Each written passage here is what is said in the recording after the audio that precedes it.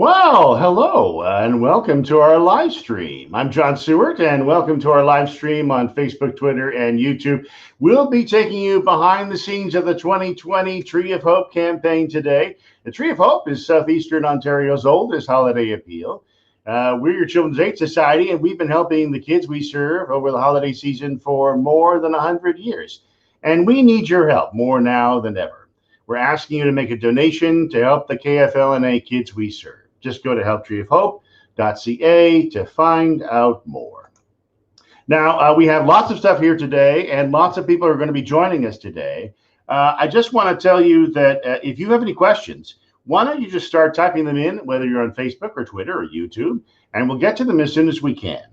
We're going to be talking today about how we're going to run the Tree of Hope during the COVID-19, and also what the impact of the pandemic really is to the people that we serve.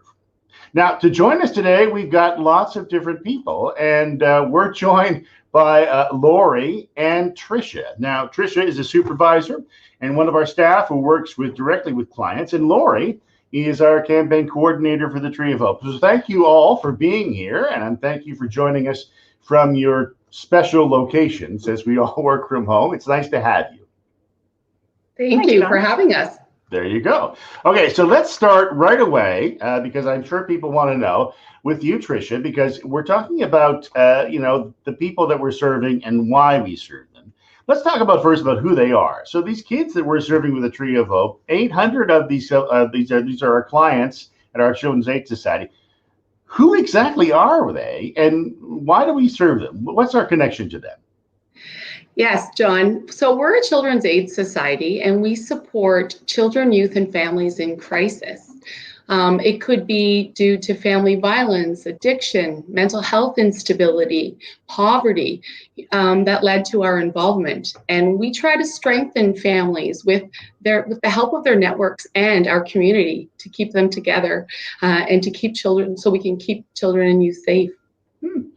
Okay, now one question I always wanted to know is why do they need help over the holidays? I get that question all the time. I mean, we've been doing this holiday appeal for more than 100 years, but we get that all the time. Why are the holidays so special? So, Tricia, what exactly is it about the holidays that makes this a special time for our clients?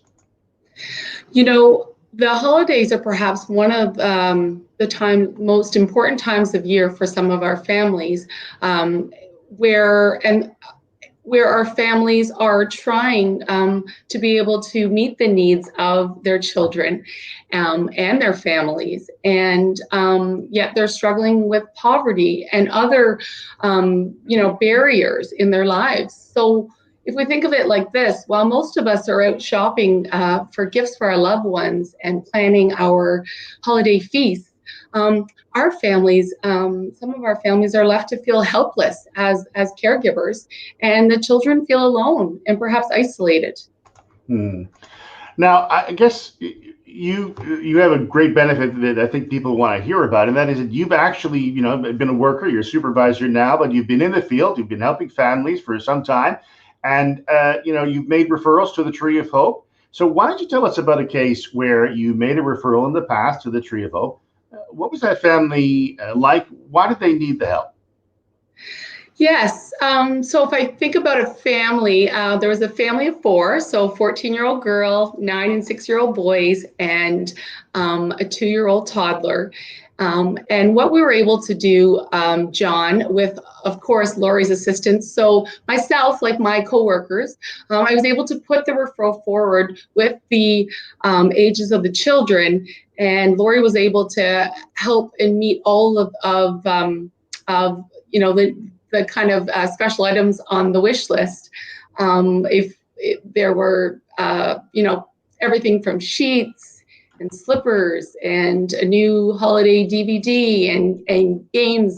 And what was really special for this family is that they had lost their Christmas tree and ornaments in a basement flood. And our Tree of Hope campaign was able to get that family those items that were important to them to celebrate their holiday. That's such a really great story. And I think that's one of many, because a lot of our families have different needs. That's the best thing about the Tree of Hope, is that we're always kind of custom making the holidays for them. They ask us for certain things and we give it to them. So how old were those kids? I forget how many kids were there involved. There was 3 four. kids? There was kids. 4. Yeah. Busy family. Teenager, 14, 9 and 6 were the boys, and the little toddler girl was 2. No. And so obviously the tree, but some of the toys, I guess the teenager didn't necessarily want toys, probably some baby stuff, just a wide variety of things. Yeah, everybody loved to get, the pajamas and the slippers, and that just made it special. Some of the kids needed sheets for their beds that we were able to help that way as well. It just meant a lot to that family. All right. Now, one, I guess, thing we should talk about before we talk to Lori about how the Tree of Hope actually helps is, since you're in the field and you know something, I guess, firsthand about what's happening with our clients, can you tell us what the impact of COVID-19 has been on some of the people that we serve? Yeah, we serve a vulnerable population of children, youth, and families in our community. And although we don't know the exact impact, we know that COVID-19 has brought many challenges to the families that we serve. And we expect that this year, the request for support will be even greater given the ongoing challenges for families within COVID-19 and the pandemic that we're living. Yeah. Okay. That's a really good point. Now, before we talk to Lori about how the Tree of Hope is going to work this year and something about how it worked last year with the case we're talking about with Tricia, let's just remind people that they can ask questions if they're on Facebook or Twitter or YouTube. They can just start writing stuff in. We already have a number of questions here. And if you're watching the recorded version of this, then it's simple. Just simply send us an email at helptreeofhope.ca. Just go to that website. There's an email form there. Send us a question. We'll answer it for you. But Lori, you've been working on the Tree of Hope for some time. How is the Tree of Hope going to help kids did help kids last year, like the family that Tricia is talking about? How did we help and how did it work? Well, last year, John, and Tricia's example is a good one. We helped probably close to almost 800 families last year. The way it worked was we would take the individual referral from the worker. We would look for a donor to match that family too. So very specific purchasing.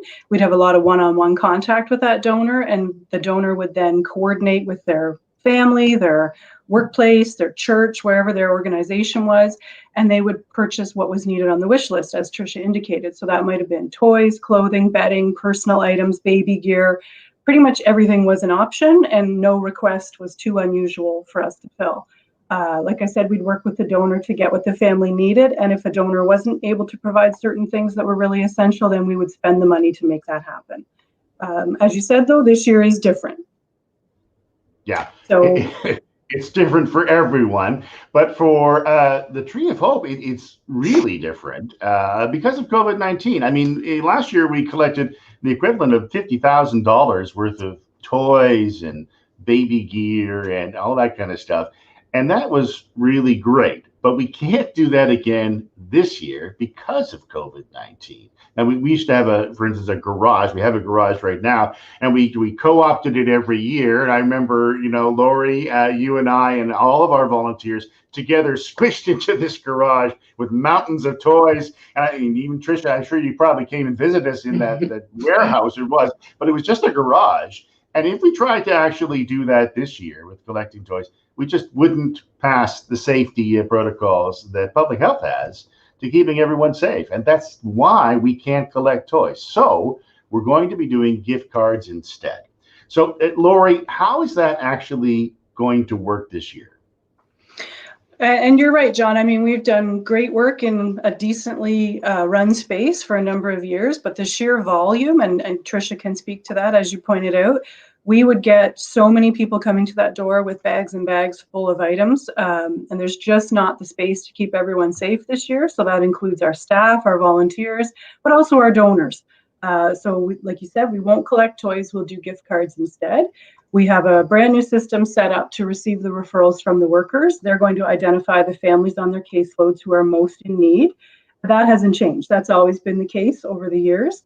So we'll use a formula to provide gift cards for each child in the family. The workers will be delivering those to families with lots of time to be able to go out and do the purchasing that they need. And we'll supplement with additional money, which comes from fundraising, for special items that might come up, like baby cribs, beds, and also our winter clothing program. So that process to start for referrals will open up in October. We'll make sure, like I said, families have the cards in time. They know what they need, they know where they want to go, and they know how to do their own shopping.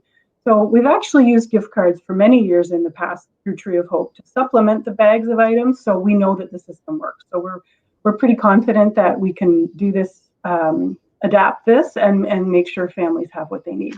Now, of course, in previous years, it was pretty easy what we wanted people to do out there. Go buy toys, call us first, and we'd match them with the kid and the family, and they would go buy toys and whatever that family needed, and then deliver it to us, and we deliver it to the actual family. Obviously, this year is different, but the issue is, what can people do? Last year, buy toys, call us, that kind of stuff. Lori, what can people do this year? Well, we're hoping that the same people that helped us last year will consider us again this year. The big difference is, obviously, like you said, we don't need toys and items, we need money. We need people to give by credit card, online, by checks, or with cash, so that we can buy the things we need. That's a big change from previous years due to COVID. However, what I'm hoping is that the same people that donated in the past, and we've had an incredible amount of very consistent, generous donors over the years, that those same groups, whether it's a family, a workplace, a church organization, a school classroom, will still be able to talk to each other, possibly on Zoom now rather than around a table, but they'll be able to sit down and say, okay, we helped last year, how can we help this year? And find a way to redistribute the money that maybe someone wouldn't be sent out with the money to shop, but instead they might be able to pool their money and provide that to us so that it can be directed out to the gift cards to give to the families. And it will be very unusual this year to not be working with some of those donors that we had the pleasure and privilege, really, to be honest, of meeting them and experiencing that generosity firsthand. We've had a number of massive workplace campaigns that have coordinated just an incredible number of people to take anywhere upwards of 200-300 names, that I've always been impressed at how people could come together and make that happen. We've arranged community pickups using Kingston Transit buses of hundreds of red bags. So to not be doing that this year is really sad and unexpected. And I'm missing those people, and I'm missing our really dedicated volunteer team. We've got 15 folks that, instead of coming to the garage this year, will be at home, and they're taking care of their own families and their own needs. But I'm hoping some of those groups can get together and just think about, okay, how can we do this a little bit differently? And we'd be happy to answer any questions that donors have by emailing and calling us, and we'll run them through the process. And it's, like I say, I've just been so impressed at this city's level of generosity. And even from a student perspective, some of those students, Kingston is not home, and they treat it as if it is. And I've said that at Queen's Commerce Society every year, that they embrace this city as if it's their own. And so I just hope, with the challenges that people, it's still a long way out. I realize it's not even Halloween yet. So, but we've been planning for a very long time. So I hope everybody can just, well, if anything, I think we've all gotten really good at rolling with it in the last 6 months. I guess that's the case for everybody. And the thing that I miss the most is from not collecting toys this year is every year we get to go down to what amounts to be a mountain of toys, talk about a childhood fantasy, and see everything from stuff that babies need to right up to the latest toys for toddlers and others. And it's always kind of a fun thing to see what it's like. It's like walking through a toy store. Now, that's not going to happen this year, but we really need your help. And part of what we're doing here today is to ask questions and to get answers. And we actually have a number of questions already here from various comments. And if you have other ones, we would like you to maybe just send us a comment or a question on Facebook or Twitter or YouTube. If you're watching the recorded version of this, just go to helptreeofhope.ca and email us. There's a form there, and ask us your question or make a comment, and we'll get back to you. Now, we have a question right here from Stacy. She says, I gave toys with an office group last year. What exactly can I do this year? I know that's a great question. You were mentioning that, Lori. We have a number of different offices. They got together, they maybe got a name, they went out, they bought stuff. It was a wonderful, wonderful thing to do. Not just offices, but churches, school classes, that kind of stuff. But this year's different. Lori, what should they do? Well, I would like that person to call or email me because I'd love to talk to them directly. That was one of the bonuses of this campaign over the years is every donor that contacted us that filled every single red bag, we talked to them personally. Whether it was by phone, email, or showing up at our garage face to face, we got to know every single person. We understood their motivation, how important this was to us. Many of them included their children in the giving process and explaining why it was so important. So I want to be able to have that contact with those people again, and we don't want to lose anybody in the process. So I would say, give us a call, give us an email. We'll walk you through it. I realize not all offices or workplaces are together in the traditional sense. And so, same at our organization, we're adapting and being creative, but we'll answer any questions that you have. And we're just hoping that people can come up with some different ways to raise some of that money to forward it our way. Now, we actually have a question about that from Alex. And Alex was wondering, how is it that we're going to work this when our buildings are not exactly open to the public? And that's a really good question because, of course, last year with the toy donations, we had a garage. It was like a warehouse. People could come and they could come and enter, that kind of stuff. We're not doing that this year. Yeah. We have a lot of restrictions, like many other businesses and public institutions, about who can come in and the screenings and that kind of stuff. So, Lori, if someone does actually want to, say, bring in a check or something like that, how is it that's going to work this year? Well, I would say consider doing the online donation first if you're comfortable with the technology. That is your fastest, most secure route, and you do get your automatic charitable tax receipt sent to your email. A lot of people like that. If you'd like to mail a check to the office, that'll be received by us equally fast. If you need to come into the office, we would ask that you call or email if possible, just so that we can talk a little bit about, like you said, John, some of those restrictions. We do have a COVID screening in the lobby.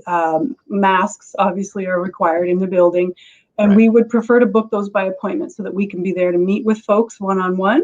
We really don't know what the volume is going to look like, and most of our staff are still working from home, so we want to one-on-one meet with people. If you take the trouble to get in your car and drive to us, we want to make sure we're going to be there to see you when you get there.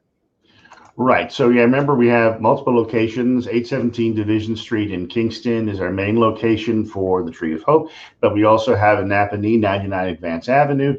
Those are the two main locations we're going to be dealing with the Tree of Hope. Please make an appointment before you show up. That might be the best way for us to actually make sure that we connect with you and we don't slow you down because of various kinds of screenings and that kind of stuff.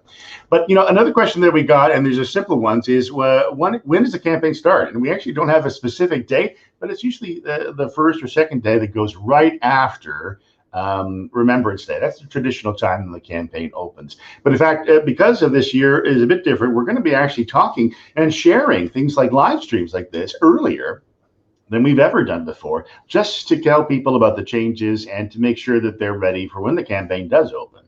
One person asked, how can I make a donation? Easy peasy lemon squeezy. Go to helptreeofhope.ca and you can use a credit card and give right now. Now, there's a question here from Jim, and he says, why can't these families get help elsewhere? And that's a good question. And I guess there's two parts of the question, maybe, Jim, if I can say. One is maybe there's other, holiday appeals and that kind of stuff. And then why is it these families are in poverty? Why is it that we help them? That kind of stuff. Tricia, that's a really good question. Why is it that, let's ask that one, why can't families get help elsewhere during the holidays or for other things in their lives? So the children and the youth and the families we serve are our neighbors, our friends, our colleagues, kids and grandkids that are in our community schools. They are all part of our community. And I think especially during this pandemic, which we've been dealing with since last March, it's been a tough year. Families are facing multiple barriers, and they deserve our help to make their holiday a great one. Yeah, but to be specific about Jim's question, I think that there are gaps, and one of the things that why the Tree of Hope exists and why we've been doing it for 100 years. I think that it's hard to say exactly when we started. We know when we started as an organization. That was August the 1st, 1894 in Kingston. But we don't know when the first real fundraising campaign started, because they didn't keep those kind of records. And they didn't have live streams like this in 1894. But we do know they started very early doing stuff like this. They called it a Christmas campaign back then, but we now have a holiday campaign to be more inclusive. And there are gaps. One of the reasons why we do this is because, depending on where you are, whether you're in Kingston or outside of Kingston, depending on a number of different factors, not all of these holiday campaigns actually fulfill all the needs out there. And the best thing about the Tree of Hope is that we've got people in the field right now dealing with families that need help. And we can tell people about that. But there's also, I think, Tricia, some obvious things where there's gaps in government services and other kinds of things that some of these families fall into. Yes, and as a result, I think it can be difficult to just make ends meet, to be able to, to afford the necessities of a home life, and with the added impact of COVID-19, I think, and just, if you think of, kids needing masks and all kinds of other financial strains, I think that this year is what makes it so different, because there's the stress, and we want our children and youth that we serve, we want to be able to help and make this holiday special, so that caregivers are not feeling helpless, and so that kids have a good holiday. Well, it's, the name of the campaign says it all. We need a little hope these days in KFLNA and around the world. And that's what we're kind of hopefully trying to do with this campaign. Just give a little hope for the rest of the world. Let's wrap things up. Let's hear one more time from you and Lori, and maybe Tricia as well, and certainly from me. Lori, let's start with you, Lori. What is it? Why should people give to the Tree of Hope? Well, to add on to what Tricia was just talking about too, I'm not sure. Sometimes when we spoke to donors, I think a lot of people forget how big the KFLNA jurisdiction catchment area is. And we received a large number of referrals last year and previous years too, for areas north of the city, which there definitely are service gaps in that area. And even in, Lennox and Addington, which is smaller than Kingston. So sometimes people would be surprised when they said, I'd really like the name of a child in Kingston, for example. And I would say, well, today I actually have children in Northbrook, Sydenham, Sharbot Lake, Arden, even further north than that. And they were surprised, because if you've grown up in the city of Kingston and we're lucky enough to be born and raised here, some people don't even know that that's in our catchment area. And so I think the sheer volume of our coverage area is massive. And as Tricia said, with COVID, I think there's some unexpected challenges related to financial costs that people didn't see coming. Trips back and forth into Kingston, transportation is an issue.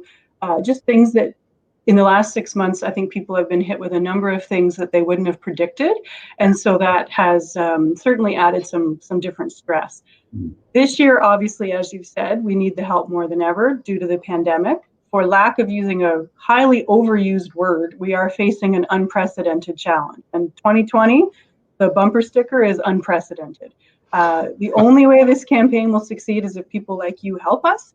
And we are really relying on all of our past wonderful, amazing donors, which number in the hundreds when you look at how successful this campaign has been over the last few years. And so we're hoping, if we can use that old system, if every donor tells 5 friends, then it will just exponentially increase, and we will really be grateful for that. But please do call. There's no question that we can't answer, and we'll just try to send you in the right direction and streamline the whole process as much as we can for the families that we work with.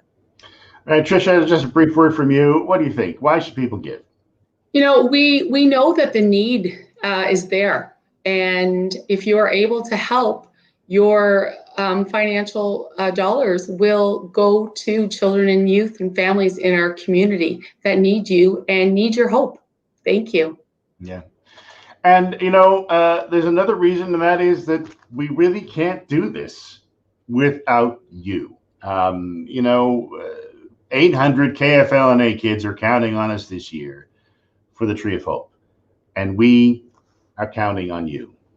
It's really that simple. So please make a donation to the Tree of Hope. Just go to www.treeofhope or helptreeofhope.ca. It's actually on the sign right behind me. I don't know how bad I can do about actually mispronouncing it, but it's helptreeofhope.ca. Okay, listen, thank you, Lori and Tricia, for being here today on our first live stream for the 2020 Tree of Hope campaign. And thank you for being here and watching, and especially if you're watching on the recorded version, we really appreciate it.